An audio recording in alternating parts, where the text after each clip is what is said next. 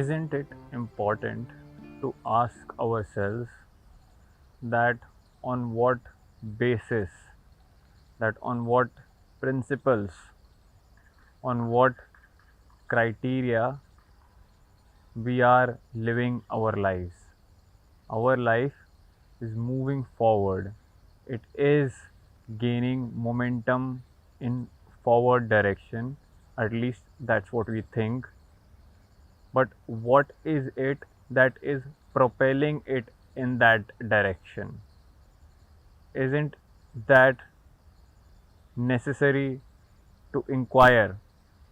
Shouldn't we be looking at that force which is propelling our life, which is moving us in the direction that we are moving? If we have no idea or do not inquire about that force, about that criteria, about that movement that we have assumed our life to be moving into, we will find that essentially we may think that our life is in our control, but upon closer observation, we will find that it is not the case, that our life is simply moving by a myriad of influences of its own environment, of its own physical condition. Our physical nature is moving us in one direction, and our environment along with it is moving us in a particular direction. And if we are totally, utterly in ignorance of these two influences, we will find that even if we may assert that we are living life according to our own values, according to our own wishes, those values and wishes are also simply a product of these influences that are constantly acting upon us. In our own lives, we will find there is nothing that we can really call our own. This body is not our own. The environment that we live in is not our invention, it is not our discovery. The rules that we live by, the instructions that we follow in our life are not laid down by us because we care little to less in inquiring, in learning about these so called unwritten rules and laws that guide our life. We will find that our whole life is simply on an autopilot movement,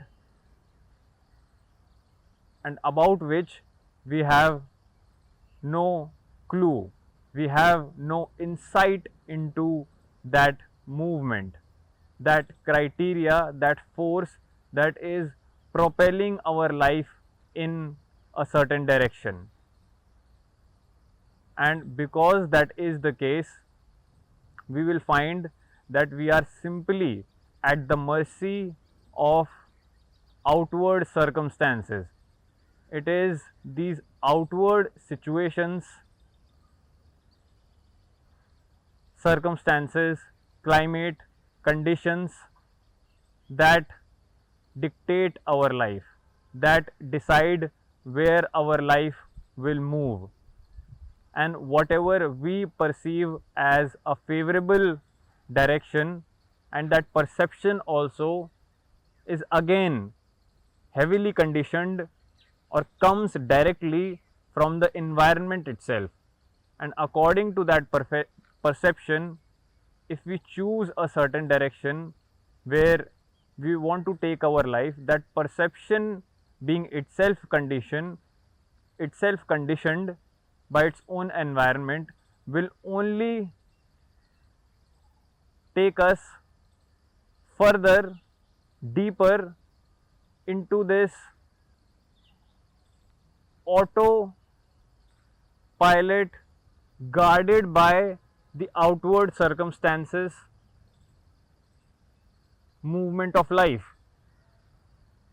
In our life, we are nowhere what are these influences, these forces that are the result of the conditions, our physical condition and our social conditions, these multiple conditioned factors, these multiple factors that rely upon the conditions are guiding our life. And when we do not look at the reality, the fact of our life, we will find that we are simply a slave, a puppet that are ruled, are guided by these multiple outside forces. We ought to then have an insight into our own life, which has to be original, which cannot be based upon already established beliefs and notions.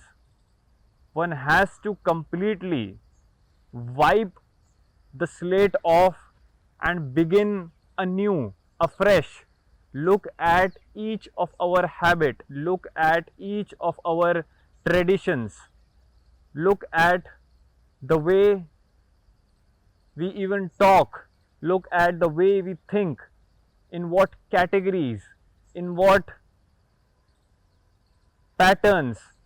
All of these things have to be then inquired, be looked into, because our life is simply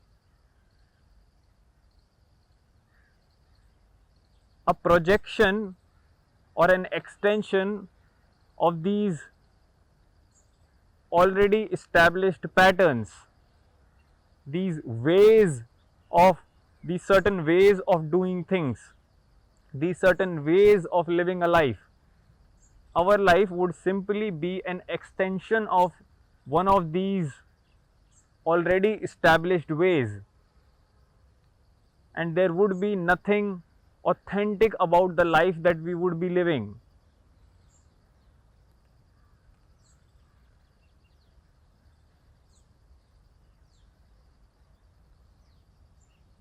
If we keep on postponing knowing about ourselves, if we just push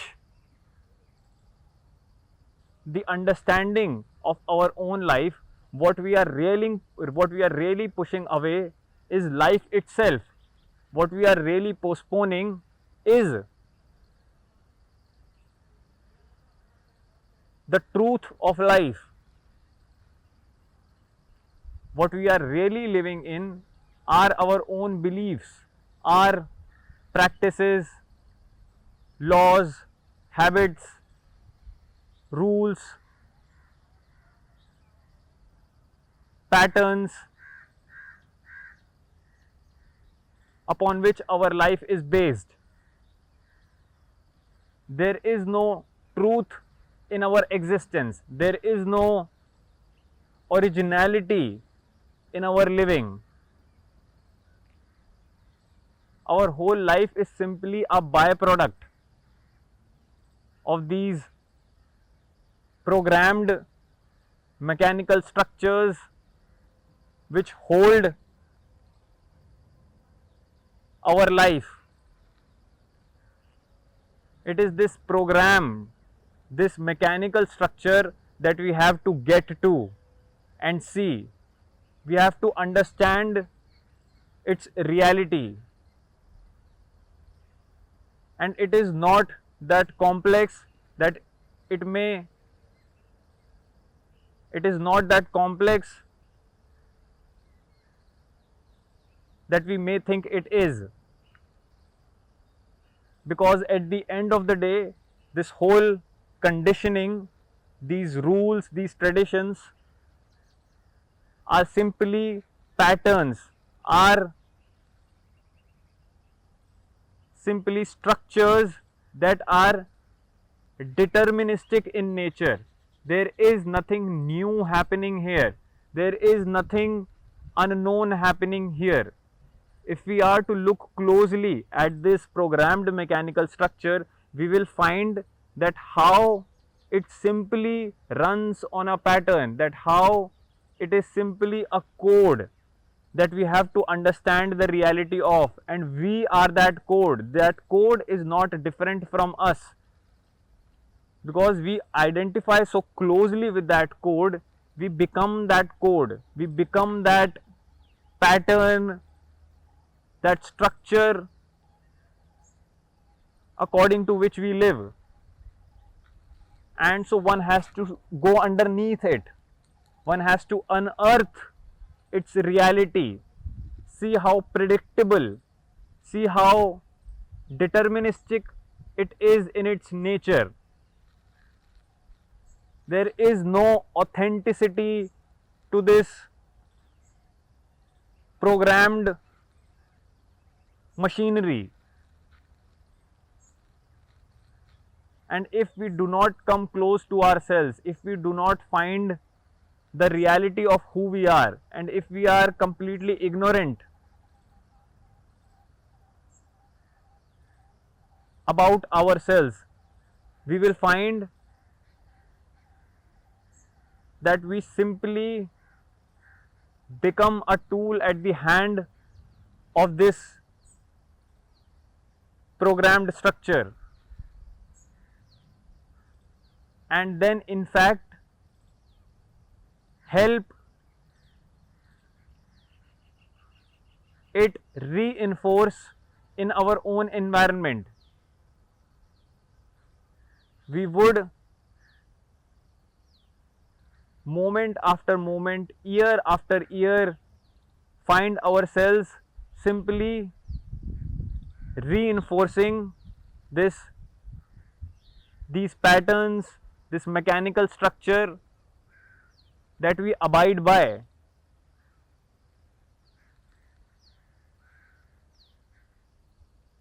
When we live according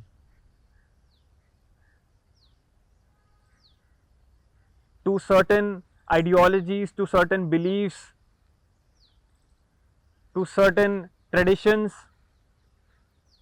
we will find that we care a lot about the things in life, our own accumulations, our own relationships, because it is this whole plethora of relationships, things, beliefs that support our life. It is on these legs that our life stands. And when we begin to question, begin to find out the reality of this structure, what we are really doing is dismantling its foundation. In the name of life, all we have are these beliefs, are these relationships that we rely on, that we depend on. We do not relate in our relationships. They are a complete psychological support which is a foundation of our life. And to take that away, we will find that there is no life in our life. Our life is simply an accumulation of these relationships, these things, these beliefs that we have acquired. And this accumulation is what we call life. We have to empty ourselves of these accumulations, because our whole structure is dependent upon them. in ourselves we find that we are empty, we are nothing, and so we have to depend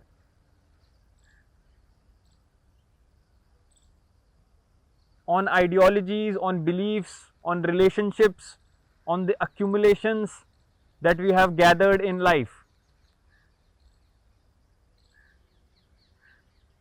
We begin to care about the things of life and not life itself. The things of life, the accumulation that we have done in our life become much more important to us, because it is through them that we live our lives, and in living through them we have pushed life away. When things of life become important, life goes on the periphery. Life is simply pushed away, because at the center of our existence lies these accumulations that we have in life: our relationships, our possessions, our reputation, our beliefs, our ideologies, our memories, our experiences. These become and form us. They become the center of our life. And when we take them away, anything that threatens the dismantling of this structure threatens our existence. We live a dependent life. We are completely dependent psychologically on these things to live, to sustain. This whole accumulation of things of life provide us that impetus which propels us forward. And we have to see the reality of these accumulations, how making them a center of our life, the actuality of life has simply evaporated from our days, from our hours. In the moments of our life, there is no life. There are simply these patterns that we have associated ourselves with. The whole foundation of our life is depended on these possessions that we have made our center of existence.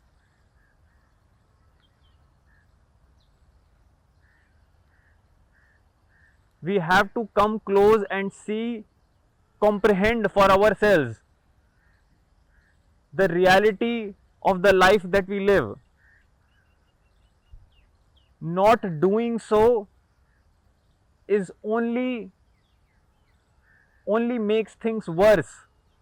We become dependent, we become slaves to our own possessions. These possessions that we thought are our security becomes the source of our insecurity. What we thought would answer and respond to our fears becomes the source of our fear. What we thought will make us free enslaves us. And so we are totally in grip, under the control of the things of life. To see this fact for ourselves is to invite life for the first time. We would allow ourselves to see life face to face. When we put these things aside,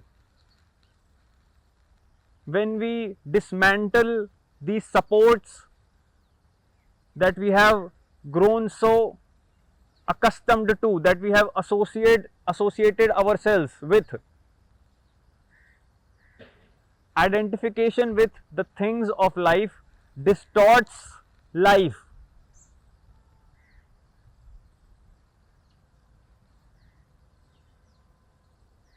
Life is fresh, new, passionate. It has its own renewing energy. And when we hold on to things, when we cling on to the things of life, there is no rejuvenation actually happening. There is no renewing of ourselves. It is the same old circle that we will find ourselves moving in.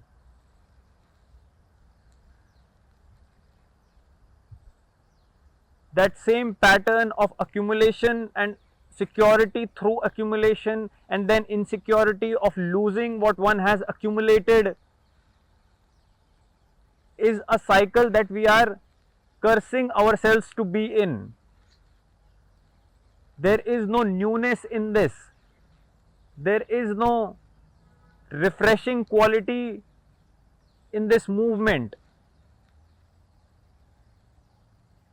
What refreshes us is life, because it is fresh, it is alive, it is changing, it is not the same, it is not a repetition, it is not a mechanical, programmed, coded movement. Even it may appear to be similar, but in that similarity also, there is that element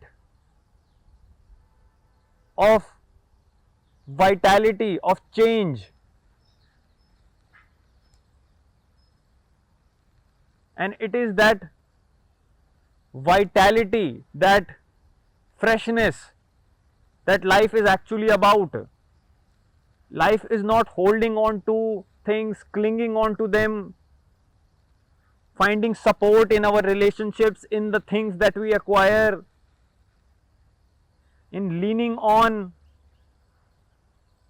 a job for security, leaning on a partner for psychological support, leaning on belief systems to uphold our sense of self. Life is not a movement in seeking constant support. One who is actually alive supports the entire existence. From them the existence is run. And when the one who has to run the existence begins to run itself by the existence, then that is the beginning of all suffering. That is the root of sorrow. We have to invite life in our life, because if we go on to live by these patterns of what makes us comfortable, of what keeps us secure, of our own ideologies, if these are the things that we live on, these things are in themselves stationary, they are dead. We are living on dead things, and which makes us also dead. In our life, we are actually not alive. We may move, we may talk, we may appear to be doing a lot of things, but all of these things come from a dead center. There is no aliveness, there is no aliveness at the center of our life. Our life is propelled by this mechanical movement which repeats itself in circular form. and it may look like that we are going forward, but what we are really doing is moving in circles. We start from a point and then end up at the same point, and most of the time how we end up is actually worse. We may begin with some load, some problems, and we will find ourselves that at the end of our journey we are more miserable. We have more problems, our suffering is more pronounced.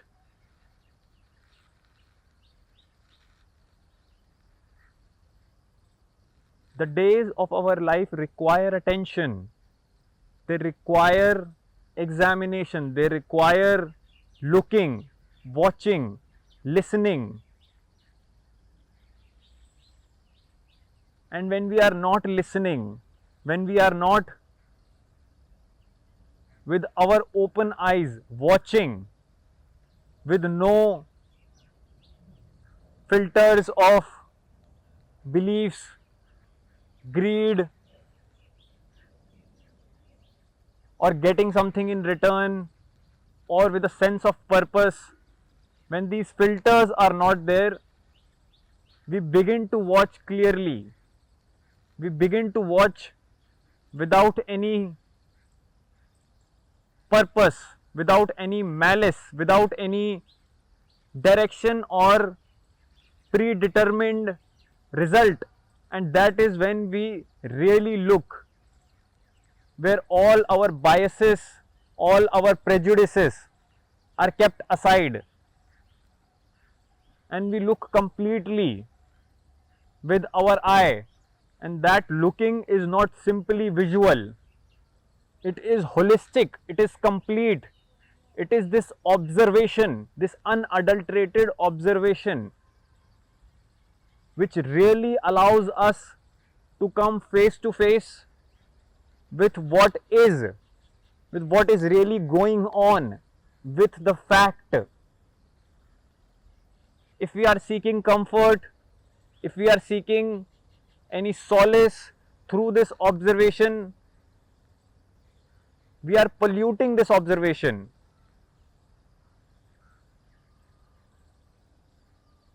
We are distorting this observation. To listen completely without any predetermined idea is to listen to what is actually going on beyond the words. That which is unsaid can also be heard when we listen completely. Without this unadulterated observation of life, we will find that the days of our life are simply under an influence. They are moving according to a pattern, and we are nowhere in our own life. Whatever we have organized, whatever we have collected, accumulated, whatever structure that we have built to keep ourselves secure and comfortable within, we will find are of no use. Outward structure cannot result in any inward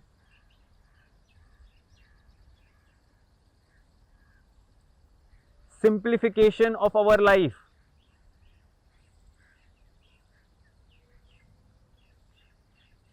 It is from our inward complexity that we will build the outward structures through which we will think that we can bring any amount of simplicity within.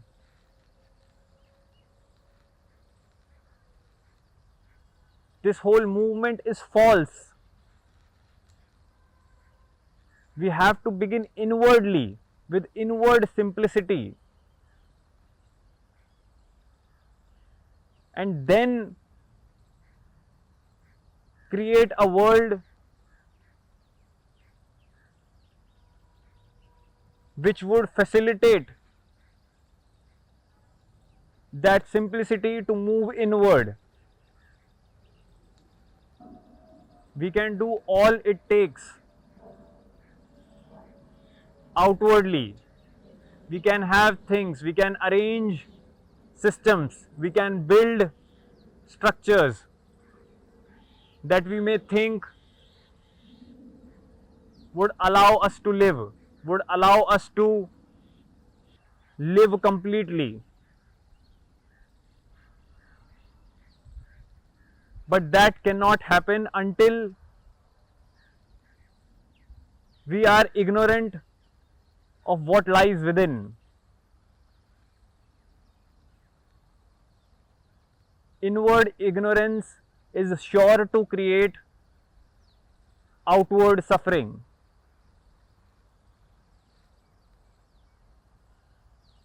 Without an inspection, without an examination of our inward reality, there is nothing fruitful, joyful, or beautiful to be found externally also, because whatever we build will have the mark of our inward ignorance on it, and it would be incomplete, it would be partial, and our demand is of completion. We want a holistic answer to our inward problems. And for that wholeness to exist,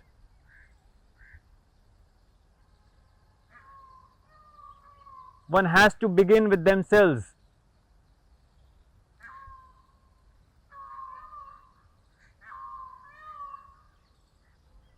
Without an inward rich quality to our life, life is actually meaningless. There is no joy or peace to be found in life without that inward rich quality